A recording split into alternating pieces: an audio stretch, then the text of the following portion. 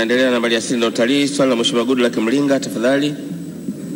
Swali lake linauliza, Tanzania imebarikiwa kuwa na hifadhi nyingi zenye wanyama wengi wa kuvutia, lakini mapato yatokanayo na utalii ni kidogo. Je, serikali ina mikakati gani ya kuongeza mapato hayo ya utalii? Swali hilo linakwenda kujibiwa na Naibu Waziri Wizara ya Maliasili na Utalii, Constantine Kanyasu.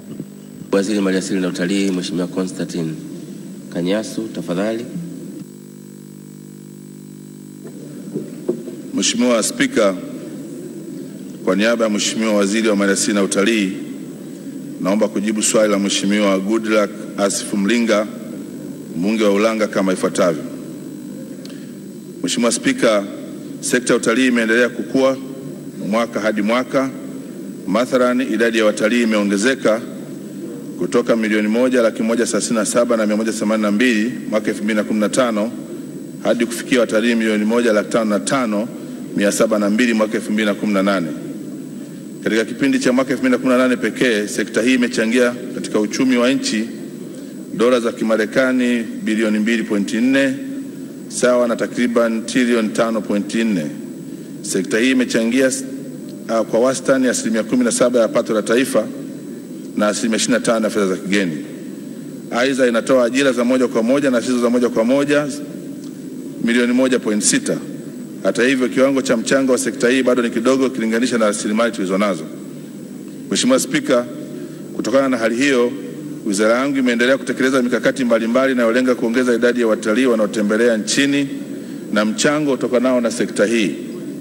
Mikakati hiyo ni pamoja na kupanua wigo wa mazao ya utalii kijiografia kupitia mradi wa Liglo, ambapo serikali inaendelea kufungua utalii katika ukanda wa nyanda za juu kusini kwa kuimarisha miundombinu ili kuboresha shughuli za utalii, hususan katika hifadhi ya taifa za Ruaha, Udzungwa, Mikumi na Nyerere.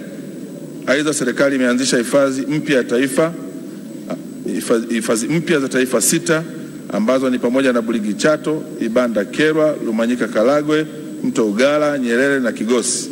Lengo la serikali ni kufungua na kutumia fursa hizi za utalii katika mikoa yote nchini. Mheshimiwa Spika, kadhalika serikali imekusudia kuongeza mazao ya utalii. Hivi sasa hapa nchini tumejikita zaidi katika kuziendeleza hifadhi za taifa. Tunataka kuhakikisha kwamba mazao mengine ya utalii kama utalii wa kuvinjari kwa meli, utalii wa kupunga upepo, utalii wa fukwe, utalii wa mikutano ukiongezeka. Mheshimiwa Spika, sanjari na juhudi hizo, mwezi Septemba mwaka 2019, wizara yangu kwa kushirikiana na nyanda za juu kusini iliandaa kwa kushirikiana na sekta binafsi maonesho makubwa ya utalii, jukwaa la uwekezaji yajulikanayo kama Utalii Kusini, ambapo zaidi ya washiriki 500 kutoka ndani na nje ya nchi walishiriki.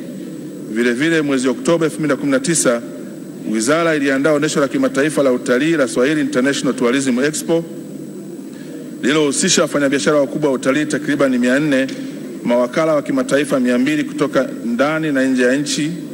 Aidha, kwa sasa wizara kwa kushirikiana na mikoa ya kanda ya Ziwa, Kigoma na Tabora imeanza maandalizi ya maonesho makubwa ya kimataifa ya jukwaa la utalii na uwekezaji yajulikanayo kama Great Lakes International Tourism Expo, ambayo yatafanyika mwezi Juni mwaka 2020. Imani yangu kuwa mikakati hii itasaidia kutangaza vivutio vya utalii vya uwekezaji na kuongeza watalii nchini. Mheshimiwa Spika, pamoja na mikakati hiyo, wizara imeendelea kuimarisha shughuli za utangazaji wa vivutio vya utalii wa kimataifa, ikiwa ni pamoja na kufungua masoko mapya nchini China, India, Urusi na Israeli.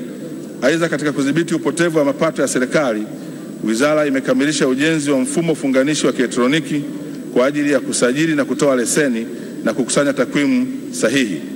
Nichukue fursa hii kumpongeza Mheshimiwa Rais Dr. John Pombe Magufuli, Rais wa awamu ya 5, katika kuboresha miundombinu nchini, ikiwemo viwanja vya ndege, ujenzi wa reli, upanuzi wa bandari, kuimarika kwa shirika la ndege ambalo limeanza kuhudumia watalii wa ndani na nje ya nchi. Juhudi hizi zitasaidia sana kukuza sekta ya utalii nchini.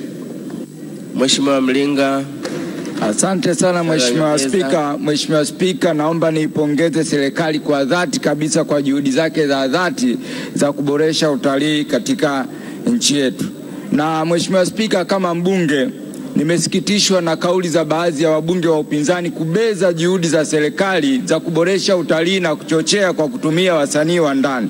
Niwaambie tu wasanii, serikali ya awamu ya 5 inatambua mchango wao mkubwa katika kuijenga nchi yetu.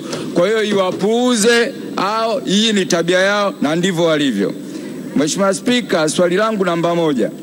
Maeneo mengi au halmashauri nyingi ambayo zimezungukwa na National Park hawanufaiki na shughuli za utalii kwa kuwa hoteli zile zimejengwa ndani ya zile mbuga.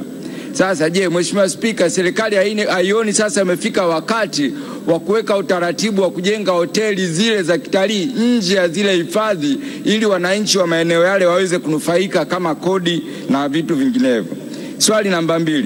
Mheshimiwa Spika, tunafahamu nyamapori ni tamu sana.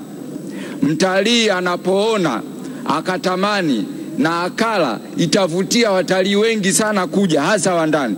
Je, serikali haioni sasa umefika wakati iweke utaratibu wa kuweka vigenge vya nyama choma ndani ya mbuga zile ili mtalii anapoona nyama ile anaitamani halafu anaila, sio ale na kutamani aone atamani aondoke? Asante. Watu wale nyama choma kama ilivyo Carnival kule Nairobi. Mheshimiwa Naibu Waziri Maliasili na Utalii, majibu kwa kifupi tafadhali.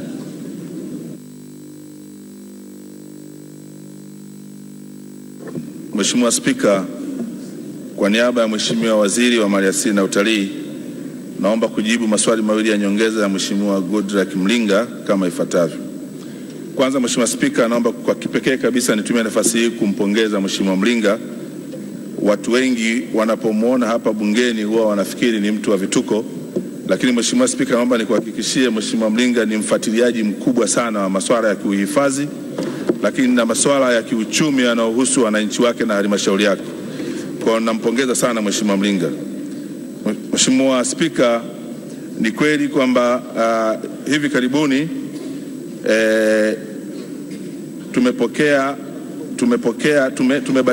tumefanya mabadiliko ya kanuni na tunaandaa kanuni ili kuruhusu matumizi ya nyama ya wanyamapori kwa watu wengi.